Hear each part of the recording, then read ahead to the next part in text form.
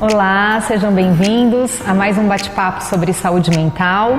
Eu sou Mariane Herrera, diretora técnica aqui do Cândido Ferreira, e hoje convidamos a doutora Karina Diniz Oliveira, docente e coordenadora do PS da Unicamp, aqui da cidade de Campinas, para uma conversa sobre cuidados da crise em saúde mental. Obrigada, Karina, por ter vindo, né? A Karina é super colaboradora aqui do Cândido, já trabalhou aqui com a gente, tá junto no programa de residência médica com os nossos residentes, então é sempre uma parceira e é sempre muito bom que você esteja aqui com a gente. Obrigada, viu? Eu que agradeço o convite, eu acho esse projeto muito bom para divulgar o cuidado em saúde mental para a população. É uma área que sempre foi muito estigmatizada e aí agora esse trabalho do Cândido ajuda a desestigmatizar, né, o transtorno mental. E acho que a saúde mental, mais do que nunca, está em foco. E acho que é muito importante a gente levar esse tema para a população geral, pensar um pouquinho sobre saúde mental, como está a saúde mental de todo mundo, parar um pouco e olhar para dentro para até se avaliar, né? Como que a gente está lidando com todas essas pressões, as anteriores e as atuais, né? Essa somatória de pressões que a gente vem vivendo.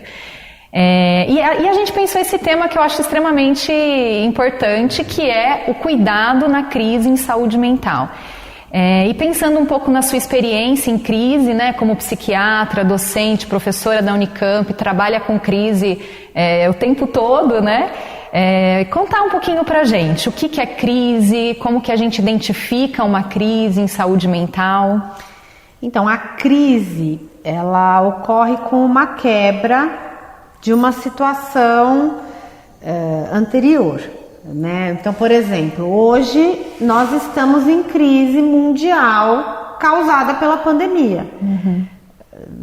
O mundo está em crise e aí isso gera uma crise, a pandemia gera uma crise na economia, gera uma crise social, as pessoas estão em confinamento, não estão se vendo do jeito que gostariam, não estão se relacionando do jeito que gostariam.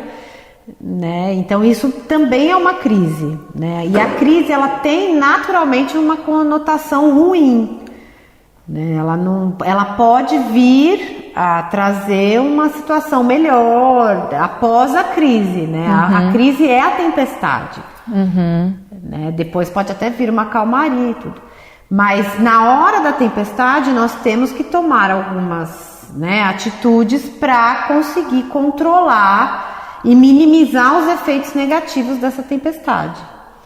Então, eu acho que é importante a gente falar dos vários tipos de crise e se uma pessoa do seu lado tem uma crise, como que você pode fazer para ajudar, e para perceber quando que você vai precisar procurar uma ajuda especializada, que não necessariamente, às vezes, é de um psiquiatra.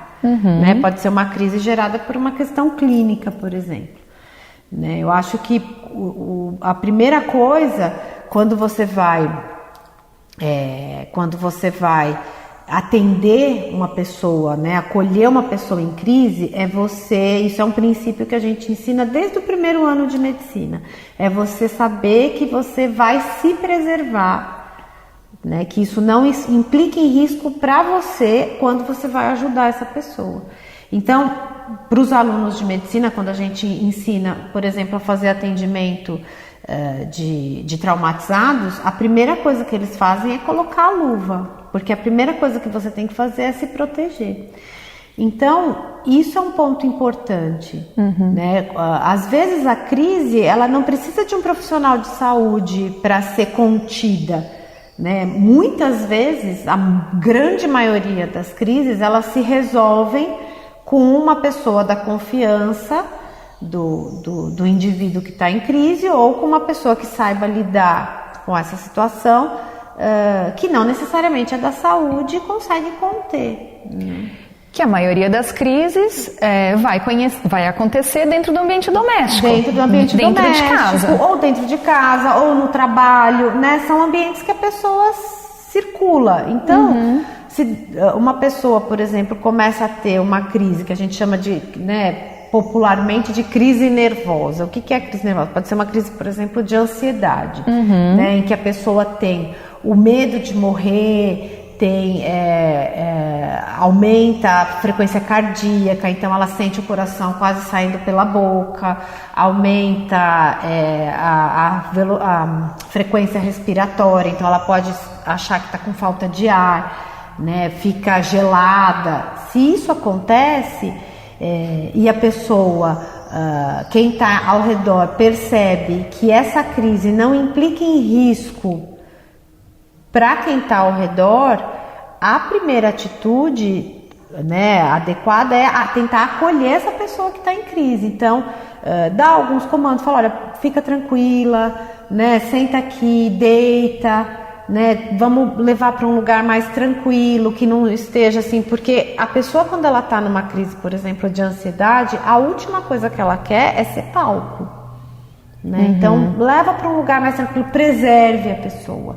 Né, se é no ambiente doméstico é mais fácil, mas às vezes no trabalho, né, num shopping, num restaurante, se a pessoa tem uma crise, preserve, tira ela do foco social, né? Então leva para um lugar mais tranquilo, às vezes um canto do escritório, né? Pede para as pessoas que estão ao redor. Isso é uma coisa, às vezes todo mundo quer ajudar, a intenção é boa, todo mundo quer ajudar, mas isso piora a situação. Então vamos abrir, uma pessoa assume, né? E fala assim, ó, vem aqui, fica mais tranquila, pega um copo d'água, né? Percebendo que isso não está adiantando, em 90% das vezes a crise vai passar sozinha, né? Se a pessoa já faz algum tratamento, pergunta para ela se ela já faz algum tratamento de saúde mental.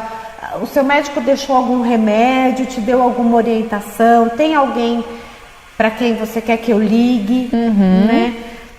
É importante saber o que falar, né? Se você quer que eu ligue para alguém, assim, às vezes quer que ligue para o esposo ou para a mãe, né? Ou para um irmão, ou para o próprio médico, às vezes quer que ligue, Sim. né? E às vezes só de ligar já fica. O que eu tenho alguns pacientes que têm crises de ansiedade e aí eles andam com o remedinho na bolsa e eles falam, olha, só de eu saber que o remédio está na bolsa, eu já consigo controlar a crise. Se sentem seguros, né? Se sentem seguros, mesmo sem usar a medicação, né? Porque eles falam, ó, qualquer coisa eu tenho. Então pergunta se ele tem alguma coisa que faça com que a crise seja aliviada, seja interrompida. Né? Então é importante a gente falar isso também, né? E acho que é importante pensar também o que não falar, né? Porque às vezes a pessoa tenta ajudar, acaba piorando a crise. Sim, né? Então sim. Essa postura empática, acolhedora, às vezes a pessoa não sabe, mas o que eu falo? Às vezes só de falar, eu tô aqui, fica tranquilo, se você precisar de alguma coisa, conta comigo, tô aqui do seu lado. Isso, vamos ficar. Às vezes são alguns comandos que você dá, né, e que fazem a pessoa se acalmar. Uma coisa que, por exemplo, numa crise de ansiedade, num lugar, por exemplo, no trabalho, é assim, você tá se expondo, vai todo mundo achar que você tem problema, né? Vai todo mundo descobrir. Isso vai deixar a pessoa mais ansiosa ainda. A intenção é boa, né? Mas se você quer preservar uma pessoa que está tendo uma crise de ansiedade, né? Uma crise de pânico, tira ela do foco. Né? Tira ela do foco, fala assim, não, vem aqui, vem se acalmar aqui, vamos tomar uma água, um chá, né? Acolhe. Você usou um termo muito importante, assim, a pessoa que tem uma crise de ansiedade, ela está desamparada. Então, o que você precisa nesse momento, quem está ajudando precisa dar amparo, né? Amparo, cuidado, ela precisa mostrar que ela está protegida. Se sentir segura. Se sentir segura. Então, o que você puder fazer para ela se sentir segura, você faça. Por isso que eu digo, se você estiver fazendo alguma coisa, né? Você estiver acolhendo uma pessoa e de repente você fala assim, olha, vai ficar todo mundo sabendo, se acalma. Para com isso, você consegue. Isso vai deixar a pessoa mais desamparada ainda, porque ela não está conseguindo. A crise, ela implica numa perda do controle, né? Então, se ela está em crise, ela não está conseguindo. Não adianta você falar, se controla, né? Igual mãe fala para filha, engole o choro, né? Não existe isso. Né? E essas atitudes deixam a pessoa ainda mais culpada, né? Você consegue, você é forte, você não precisa disso. Isso, E é um momento onde a pessoa não está conseguindo se controlar em nada. Isso. Então não é um momento desse tipo de julgamento a trazer mais peso ainda para a situação, né? Você dá mais responsabilidade, tipo... Quando você fala isso, você está falando, essa crise é culpa sua. Você consegue fazer melhor que isso. Não, a gente sabe que ela consegue, mas naquele momento ela precisa de amparo. Então, recorte. Eu vou te ajudar a fazer melhor. Eu vou te ajudar a melhorar para a gente conseguir superar isso. Então, nesse momento, e aí se percebe que está se estendendo, porque durante uma crise... 1 minuto passa como se fosse meia hora, tanto para quem está acolhendo quanto para quem está sofrendo a crise. Então, a gente tem que ter uma noção também desse tempo. A tendência de uma crise de ansiedade é passar em 3, 4 minutos. A pessoa depois ela vai continuar ansiosa, né? Mas ela já vai conseguir retomar o controle, né? No máximo em 5 minutos, assim, que às vezes demoram muito para passar. Se começar a se estender e você que está acolhendo a crise, perceber que você está impotente a isso, aí é interessante procurar um serviço de saúde, né? Não tente também quem está acolhendo ser o super-homem. Né? Às vezes precisa de um serviço de saúde, às vezes é alguma coisa que a pessoa está sentindo, principalmente se ela nunca teve nada, né? Então é importante ter esse cuidado também. Se você percebe que ela não passa sozinha, né? Não está passando com o seu cuidado, não hesite em pedir ajuda, em levar um serviço de saúde, né, a um pronto atendimento. A gente evita, porque o pronto atendimento é um lugar desagradável, é um lugar ansiogênico, é um lugar caótico, né? Mas às vezes, se você ficar em dúvida sobre a necessidade do cuidado e achar que a pessoa tem que ir naquele momento, não hesite em levar. Isso que você está falando, né, Karina, é muito importante, porque essa é uma orientação para quem não é da área da saúde. Geralmente essas crises é o que você falou, estão no escritório, estão em casa. Então qual que é o limite desse cuidado em casa ou antes de ir para o serviço de saúde, né? Acho que essa é uma parte importante de levantar.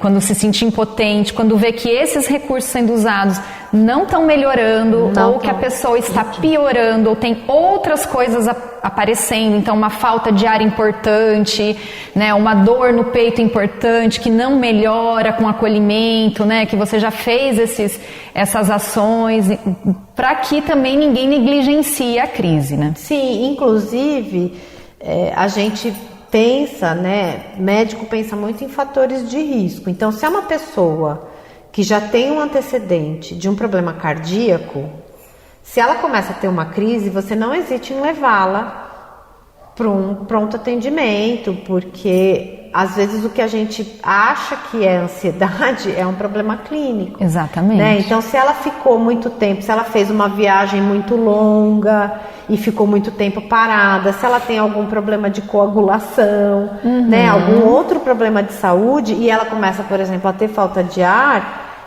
a gente sempre tem que pensar que a ansiedade é um diagnóstico de exclusão. Então, se você tiver qualquer dúvida de que o problema seja clínico, leve para um pronto atendimento, porque é uma crise. Né?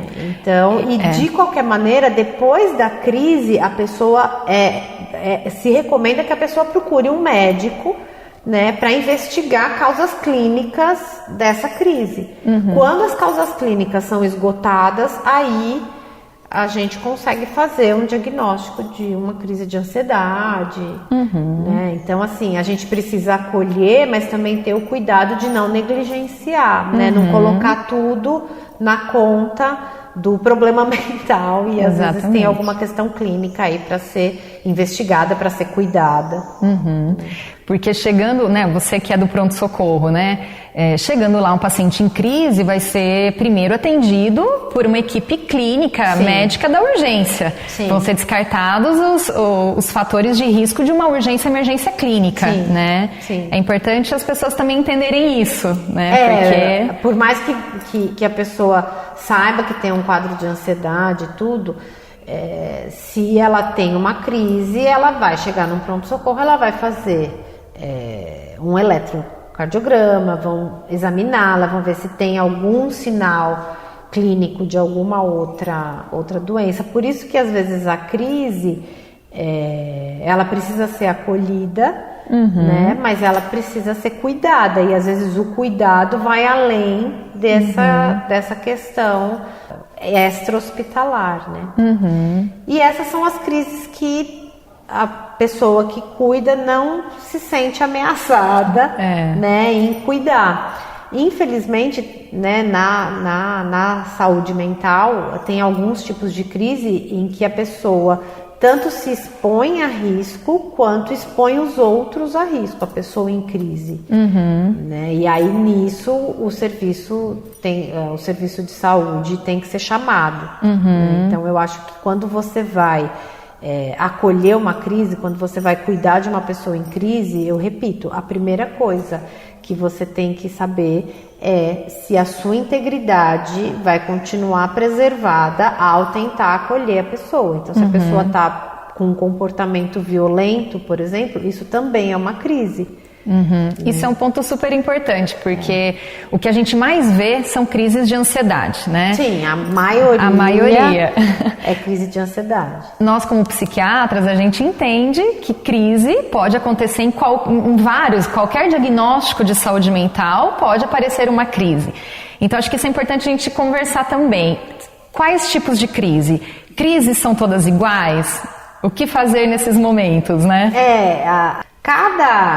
Cada indivíduo tem a sua crise e cada transtorno mental tem um padrão de crise. Então, por que a gente começa falando, né, dos transtornos, das crises de ansiedade? Porque é o mais prevalente, é o mais comum, são os transtornos de ansiedade e os transtornos de humor, né? Uma depressão, por exemplo. Principalmente nessa época de pandemia, o que a gente percebe é que, inclusive em crianças e adolescentes, começam a aparecer crises de ansiedade quando eles vão em lugares abertos, né, pelo próprio confinamento, pelo próprio medo de morrer, pelo próprio medo de perder quem está em volta. Então essas crises são crises de ansiedade, são as mais comuns. Outros tipos de crise, por exemplo, são crises em que a pessoa assume um comportamento violento, né? O que não é comum em crises de ansiedade. Então, as crises em que a pessoa começa, por exemplo, a quebrar objetos ou a tentar bater em alguém, às vezes durante uma briga perde o controle e tenta agredir quem está do lado. Então, se a pessoa tentar, às vezes, conter essa crise sozinha, ela vai acabar se machucando, né? E é o que eu falo, quando você vai lidar com uma crise, a primeira coisa que você tem que olhar é para a sua integridade, porque se você se machucar, aí em avião, né, a gente vê isso, em avião, a primeira orientação é coloque a máscara primeiro em você e depois no seu filho, né? E para uma mãe, você fala, imagina que eu vou colocar primeiro em mim e depois no meu filho, mas é que se você não estiver bem, você não vai conseguir cuidar dele, né? Então a sua integridade é a sua prioridade, né? E por isso que a gente fala que se a pessoa tiver sentindo que a sua integridade está ameaçada, mesmo que objetivamente não esteja, se você sente que a sua integridade está ameaçada, chame ajuda, né? Tem os serviços pré-hospitalares. Campinas, por exemplo, conta com psiquiatra no serviço pré-hospitalar, que é o SAMU, né, o serviço pré-hospitalar de urgência. Então liga para o SAMU, pede para falar com o psiquiatra. O psiquiatra pode inclusive dar orientações por telefone de como lidar com a situação, né? O psiquiatra aciona uma ambulância, às vezes até vai pessoalmente, dependendo da gravidade da crise. se a pessoa às vezes se expõe a risco também, né? Então o psiquiatra vai até o local, chame ajuda de alguma maneira, e ajuda especializada, porque às vezes chama ajuda que não é especializada, a pessoa tem boa intenção, mas às vezes todo mundo se machuca, né? É importante a gente ter pessoas que saibam lidar mesmo com o comportamento violento. Né? Que acho que isso é uma dúvida importante, né, com os familiares. O que fazer nesses momentos, né? Para quem que eu ligo? Se eu ponho no meu carro e saio correndo? Então é uma dúvida que sempre aparece, né? O colocar no carro, às vezes é perigoso, né? Porque a pessoa está em crise, ela não tá. Porque a crise, o que é? É uma perda do controle, né? A pessoa, ela não está controlando os atos dela, ela está fora da autonomia dela, porque ela está em crise. Às vezes você pegar o carro, colocar a pessoa no carro e sair dirigindo, você se expõe a risco, expõe a pessoa a risco. Ela pode se jogar do carro, ela pode pegar a direção e mudar, né, tentar controlar a direção, principalmente se ela não quiser ir. Né? Então é importante não ser super-herói nessa hora. Deixa, porque tem pessoas que são especializadas em lidar com comportamento violento. Né? Não vá sozinho com a pessoa, né? Então assim, às vezes colocar no carro numa crise de ansiedade, ok, mas numa situação de comportamento violento é muito perigoso, né? Não dá, assim, o comportamento violento, ele implica em ajuda externa especializada. E que pessoas que têm mais propensão a ter esse tipo de crise, essa crise violenta, essa crise que pode colocar a pessoa em risco, inclusive os familiares? Tem alguns transtornos mentais, né? E essa crise violenta pode aparecer em qualquer pessoa, independente dela ter um transtorno mental ou não, né? A perda do controle pode aparecer e depois a pessoa vai, né, se rever e ver que às vezes tem coisas que não estão, mas isso não implica necessariamente num CID, num diagnóstico, né? Principalmente nessa fase de estresse e tudo, às vezes a pessoa perde mesmo, né, o controle. Mas pessoas, por exemplo, mais impulsivas tendem a ter uma dificuldade maior do controle, né, do autocontrole. Pessoas às vezes que usam substâncias, né, podem chegar intoxicadas ou pelos efeitos, né, da falta da substância desenvolver um comportamento violento. Pessoas que têm às vezes questões de personalidade, né, mais autodestrutivas podem desenvolver um comportamento violento. E aí, por exemplo, pessoas que já têm o que a gente chama de comportamento suicida, que é um comportamento autodestrutivo crônico, elas podem também desenvolver tanto um comportamento violento quanto um comportamento autodestrutivo. E nesse momento é importante também que você chame ajuda especializada, porque principalmente se a pessoa for mais impulsiva ou manifestar a vontade de se matar, é importante, né, não lidar com isso sozinho, né, pedir ajuda de familiares ou ajuda, né, orientação do psiquiatra. Às vezes até os bombeiros têm que ser chamados. Então, dependendo do volume da crise, aqui a gente está falando de uma crise, né, de um volume, de uma grandeza muito maior do que as crises que a maioria das pessoas enfrenta, assim. Que a população geralmente chama tudo de crise, usa muito o termo surto, né?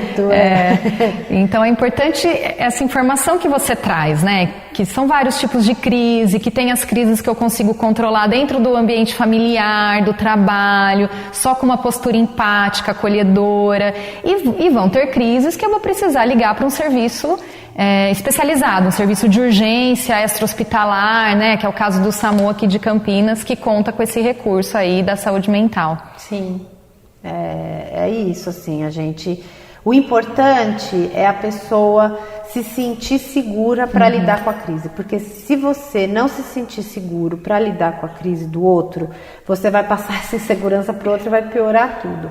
Então, se a pessoa estiver tendo uma crise de ansiedade e você não se sentir seguro, ficar mais ansioso ainda, Então, chame ajuda, né? Procure ajuda, e a gente, né, tem serviços no município que são feitos para isso. O importante é a pessoa que ajuda estar segura para ajudar e ter a sua integridade física preservada. A crise de um depende do bom senso do outro, né? Eu acho que usar o bom senso é muito importante também. A gente precisa perceber, né? E é o que eu falei, se você tiver qualquer tipo de insegurança, chame ajuda, os serviços de saúde, leve para um pronto atendimento. Se você perceber que você não vai conseguir levar sozinho ao pronto atendimento, chame, né, os serviços pré-hospitalares que levam ao pronto atendimento. Então, chame ajuda, alguém que possa levar com você, porque não adianta também você ficar muito ansioso, numa crise de ansiedade, levar e aí falar, nossa, eu não tenho nem condição de dirigir, né? Então, são dois ansiosos sendo atendidos e aí você acaba se expondo a risco. Então, perceba os seus limites também na crise, né? E os cuidados pós-crise, né? Porque crise é um sinal de alerta que algo não vai bem. Sim, é a tempestade. É a tempestade. Não necessariamente vem uma calmaria depois. Às vezes a crise abre, né? Com a crise são abertos quadros que vão precisar de um cuidado posterior.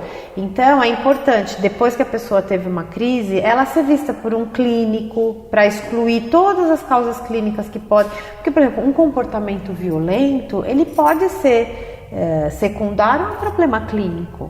Né? Uma hipoglicemia, por exemplo, que é a diminuição do açúcar no sangue, ela pode gerar uma alteração de comportamento, que é um comportamento violento. Então, o comportamento violento, obrigatoriamente, ele precisa ir para um serviço de urgência, principalmente se o comportamento é inédito. Não é uma pessoa que mantém, né? Às vezes a pessoa tem uma história de ser violenta, então aí tudo bem. É mais provável que não seja. Não, é mais provável que não seja alguma coisa clínica. Agora, uma pessoa que sempre foi tranquila, de repente começa a mudar o comportamento, pode ser uma hipoglicemia, pode ser uma crise da tireoide, pode ser falta de ar.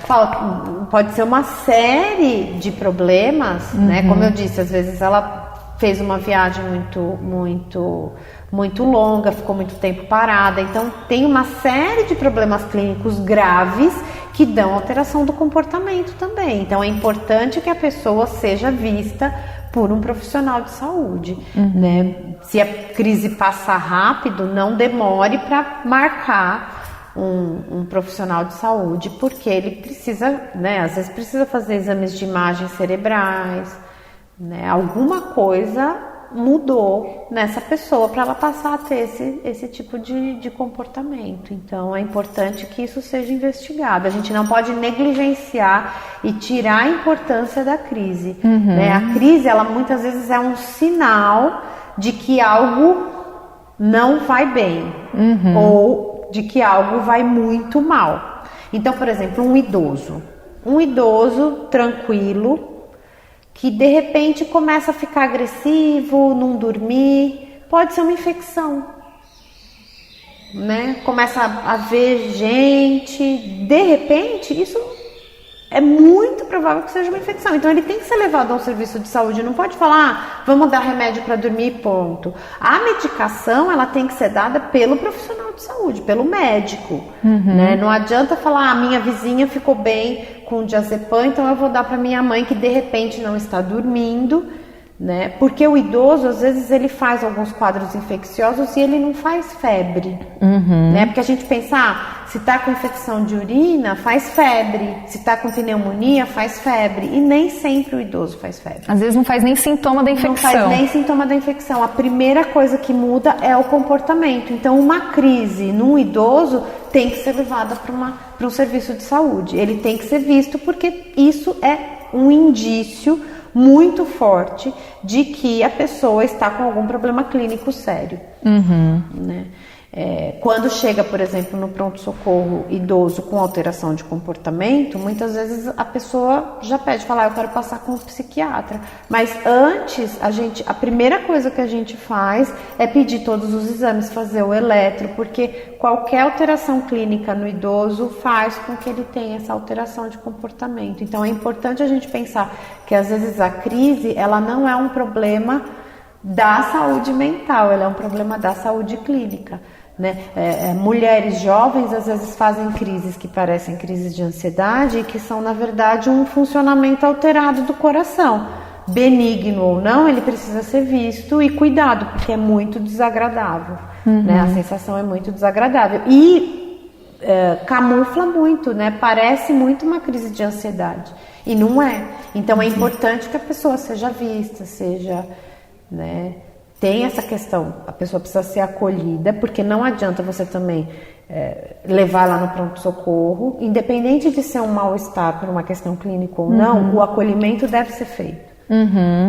Né? O acolhimento nunca é errado, né? Olha, calma, eu vou te levar, você quer ir para um pronto-socorro, eu vou te levar para um pronto-socorro, né? Ou então a pessoa fala assim, não, eu já tive isso antes, já fui orientada, eu não precisa ir, o meu médico me orientou a tomar tal coisa, ou então o meu médico me orientou a sentar, acalmar. Então é importante que isso seja visto, né? E não negligenciado.